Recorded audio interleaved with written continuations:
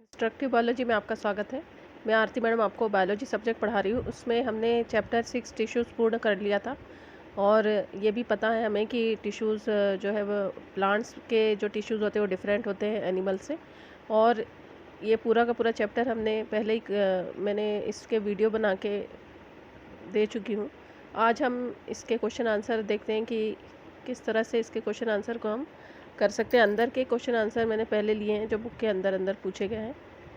तो सबसे पहला है कि व्हाट इज़ अ टिश्यू, यानी टिश्यू क्या है। तो जैसे मैंने पहले भी बताया था कि tissue is a group of cells that are similar in structure and are organised together to perform a specific function. यानी ऐसी ग्रुप ऑफ सेल्स जो स्ट्रक्चर में सिमिलर होती है और एक और ऑर्गेनाइज्ड होकर एक साथ एक स्पेसिफिक फंक्शन को परफॉर्म करती है, उसे हम क्या कहते हैं, टिश्यू कहते हैं। ये कोई भी हो सकते हैं, जैसे एनिमल टिश्यूज़ के हम देखते हैं एपिथेलियल टिश्यू, कनेक्टिव टिश्यू, ठीक है। इसके उदाहरण आप दे सकते हो। सेकंड क्वेश्चन है what is the utility of tissues in multi cellular organisms. अर्थात मल्टी सेलुलर ऑर्गेनिजम्स में जो टिश्यू पाए जाते हैं उनका क्या लाभ है, उनकी क्या यूटिलिटी है, क्यों पाए जाते हैं वे। और अगर यूनिसेलुलर ऑर्गेनिजम्स में टिश्यू नहीं है तो वो किस तरह से उनके लिए लाभदायक नहीं है, या फिर उनमें मल्टी सेलुलर ऑर्गेनिज्म में टिश्यूज़ क्यों पाए जाते हैं, ये इसमें क्वेश्चन में पूछा गया है। In unicellular organism a single cell perform all the basic function such as respiration, movement, excretion, digestion, but in multicellular organisms cells are grouped to form tissues. These tissues are specialized to carry out a particular function at a definite place in the body. In multicellular organisms, because of the division of labor, they are able to perform all function efficiently. इसमें ये बताया गया है कि unicellular organism जो होता है वो सिंगल सेलुलर होता है और उसमें सिंगल सेल हुए होता है और उसकी सिंगल सेल में ही वो सभी अपने जो फंक्शन होता है, जो बेसिक फंक्शंस होते हैं वो परफॉर्म होते हैं। जैसे रेस्पिरेशन हुआ, मूवमेंट, वो एक ही सिंगल सेल से मूवमेंट भी करता है, एक्सक्रीशन भी करता है, डाइजेशन भी करता है। एग्जाम्पल जैसे हमने अमीबा में देखा था। परंतु मल्टीसेलुलर ऑर्गेनिज्म में ऐसा नहीं होता। उसमें जो ग्रुप ऑफ सेल्स होती है जो टिश्यू फॉर्म करती है, और ये टिश्यू जो होते हैं वो स्पेसिफिक कैरेक्टर या स्पेसिफिक फंक्शन को करते हैं। उनका भी एक प्लेस होता है, डेफिनेट प्लेस होता है बॉडी में। जैसे मस्कुलर टिश्यू अलग होते हैं, कनेक्टिव टिश्यू जो होता है उनका जो फंक्शन होता है वो अलग होता है। In multicellular organism because of the division of labour they are able to perform all functions efficiently. अर्थात उनमें डिवीज़न ऑफ लेबर पाया जाता है। डिवीज़न ऑफ लेबर का मतलब होता है श्रम विभाजन, जैसे मैंने पहले ही बताया था आप लोगों को। श्रम विभाजन, श्रम विभाजन का मतलब होता है कि वो अपने काम बांट लेते हैं। एक ही जो सेल है वो पूरे काम नहीं करती, बल्कि ग्रुप ऑफ सेल्स मिलकर अलग अलग टिश्यू बनाते हैं और वो जो टिश्यू है वो अलग अलग स्पेसिफिक फंक्शन परफॉर्म करती है। इसको हम डिवीज़न ऑफ लेबर कहते हैं, ठीक है। तो इसके कारण क्या होता है, वो यदि हमें एक ही व्यक्ति को सभी काम करने हो तो वो उतना एफिशिएंट नहीं होगा प्रत्येक काम में। परंतु अगर हम 10 लोगों को 10 काम बांट दें तो वो एफिशिएंटली होता है। इसी तरह श्रम विभाजन के कारण जो पूरे टिश्यूज़ होते हैं वो अपना अपना स्पेसिफिक फंक्शन करते हैं और इस तरह मल्टी सेलुलर ऑर्गेनिजम्स में जो फंक्शंस होते हैं वो एफिशिएंटली होते हैं। इसलिए इनकी ये यूटिलिटी होती है। अगर वो मल्टी सेलुलर ऑर्गेनिज्म में टिश्यू जो है उसकी ये यूटिलिटी है। थर्ड क्वेश्चन है कि name type of simple tissue. जैसे प्लांट टिश्यू में हमने बताया था कि 2 प्रकार के होते हैं, सिंपल और कॉम्प्लेक्स टिश्यूज़। तो सिंपल टिश्यू के प्रकार 3 होते हैं, पेरेन्काइमा, कोलेन्काइमा एंड स्क्लेरेन्काइमा, ठीक है। पेरेन्काइमा को आप फर्दर बांट सकते हो, क्लोरेन्काइमा एंड क्लोरेन्काइमा एंड एरेन्काइमा।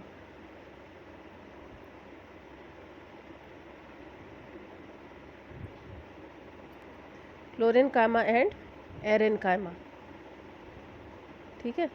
इसमें भी और फर्दर आप डिवाइड भी कर सकते हो। क्लोरेन्काइमा मीन्स क्लोरोफिल लिए हुए पेरेन्काइमा और एरेन्काइमा मीन्स जिनमें एयर भरी होती है, जैसे कि जो पानी में रहने वाले जो प्लांट्स होते हैं उनमें एरेन्काइमा पाया जाता है, जिससे कि वो फ्लोटिंग कर सके, पानी में तैर सके। ठीक है।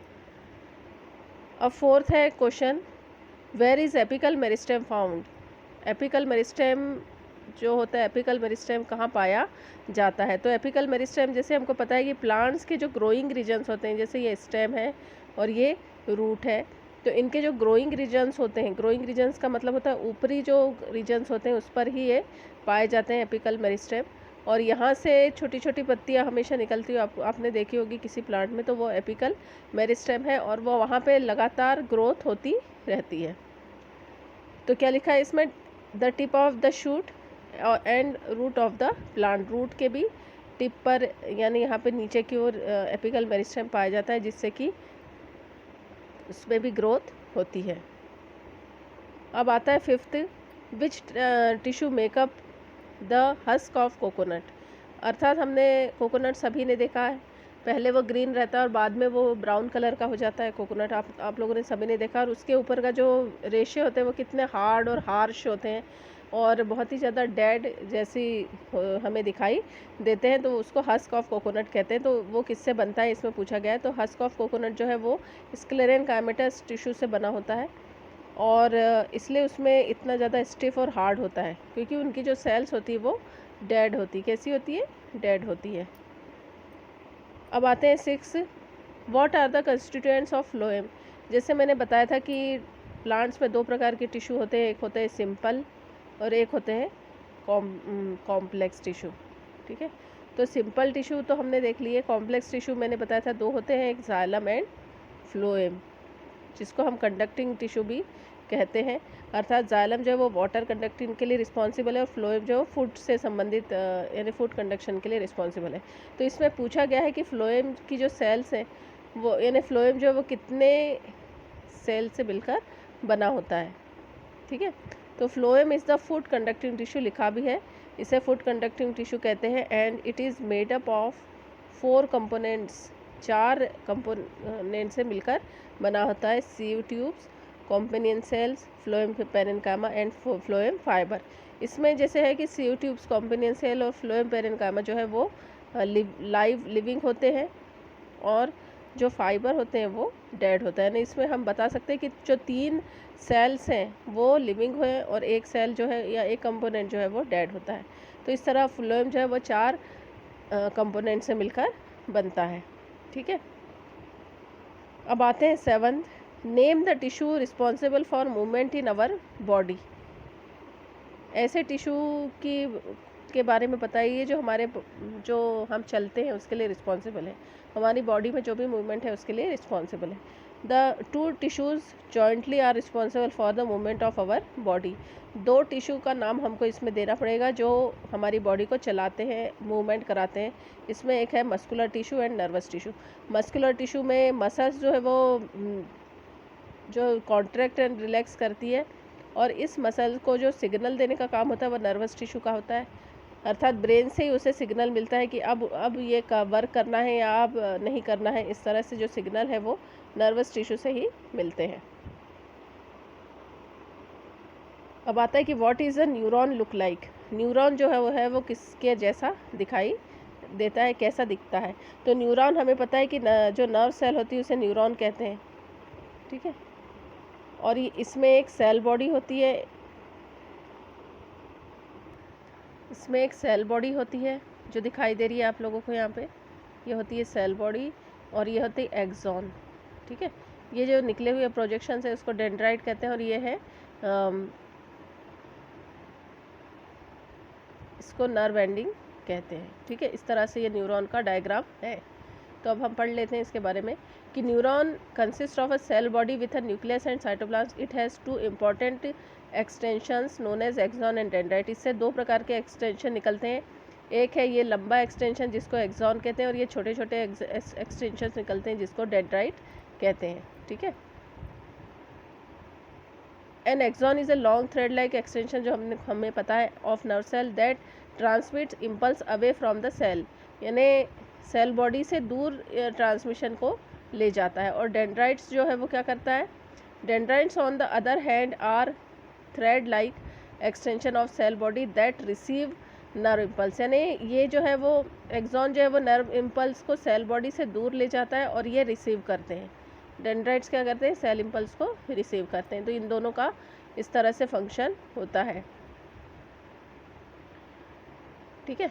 Thus the axon transmit impulse away from the cell body, whereas the dendrites receive nerve impulse. This coordination function helps in transmitting impulse very quickly. अर्थात ये जो एक्सॉन है वो क्या करता है, इम्पल्स को दूर ले जाता है सेल बॉडी से, और डेंड्राइट जो है वो लेता है, यानी रिसीव करता है। इस तरह से दोनों मिलके जो होते हैं वो क्विकली कोई भी चीज़ के लिए क्विक रिस्पॉन्स दिखाते हैं। और इस तरह ये जो एक्सॉन के आगे जो है वो ये नर्व एंडिंग्स होते हैं, और ये दूसरे सेल के डेंड्राइट्स के इस तरफ पाई जाती हैं।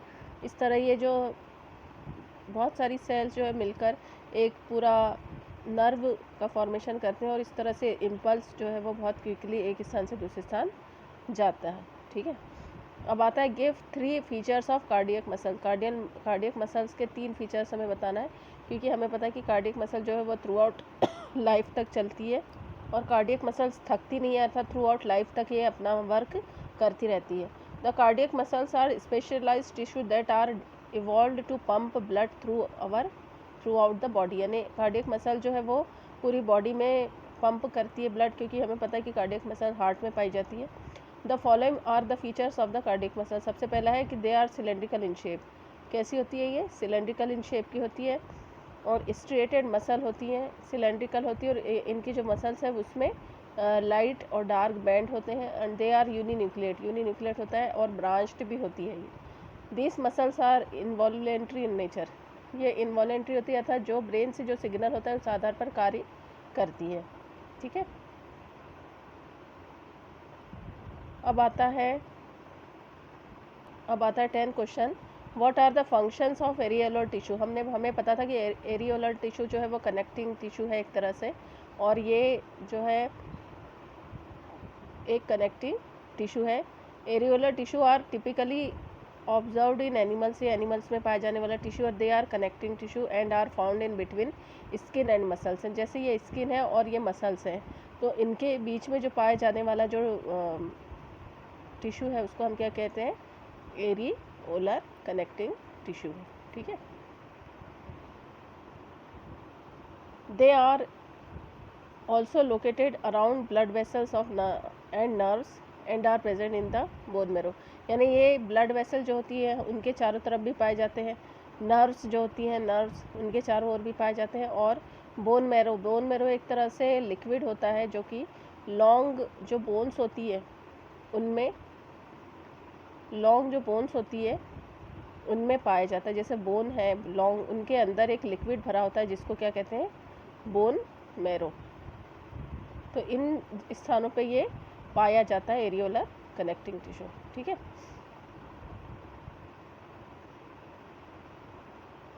जो ऑर्गन्स के अंदर जो स्पेस होते हैं वो इसी टिश्यू से भरे जाते हैं। अगर ऑर्गन में कोई स्पेस जैसे खाली है तो वो इसी टिश्यू से भरा जाता है। They support the delicate internal organs and assist in tissue repair in case of damage. ये क्या करते हैं, एरियोलर कनेक्टिंग टिश्यू जो होता है वो इंटरनल ऑर्गन्स को सपोर्ट करता है, और टिश्यू रिपेयर में भी हेल्प करता है। अगर कहीं डैमेज हो जाता है तो टिश्यू रिपेयरिंग का भी ये काम करता है, ठीक है। तो इस तरह से हमारा ये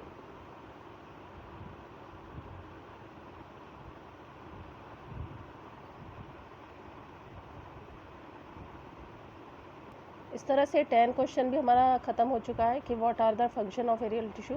तो आपको ये वीडियो कैसा लगा, इसे लाइक कीजिए, शेयर कीजिए, और इस चैनल को सब्सक्राइब कीजिए, जिससे कि और बेल आइकन को दबाना ना भूलें, जिससे कि आपको नोटिफिकेशन बहुत जल्दी प्राप्त हो जाए। Thanks for watching.